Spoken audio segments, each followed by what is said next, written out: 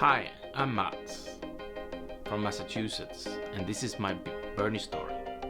I came here 24 years ago from Sweden, the country Bernie sometimes mentioned in his campaign as an example for social programs like Medicare, College for All, that it benefits everybody. However, Sweden was not like this at the beginning of the last century. At that time, Sweden was a country with many desperately poor people, and some even emigrated to the US. So how did Sweden become a fairer society? When I was a young boy, my paternal grandmother told me a story that she experienced as a teenager working as a farmhand.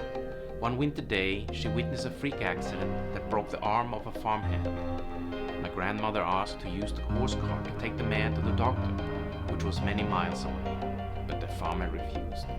He did not care for the poor farmhand who had to walk all the way by himself to get treatment. Telling this story, she always got emotional and angry at the unfair treatment of the farmhand, and ever since she always took the side of the powerless and the poor in this world. In another story, my maternal grandfather told me the events of the infamous shooting in Ådalen, Sweden, where 5 workers were shot dead by the military during a peaceful march to support striking workers in 1931.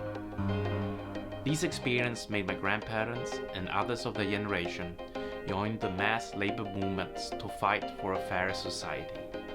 The Swedish Labour Party became a political powerhouse with the backing of these movements and unions.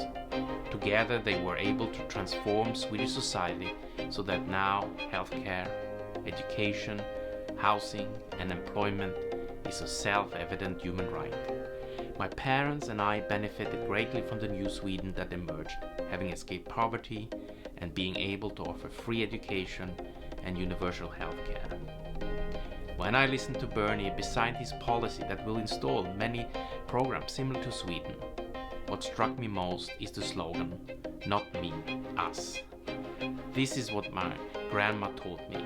I had to get involved to fight for all of us, even those that you don't know.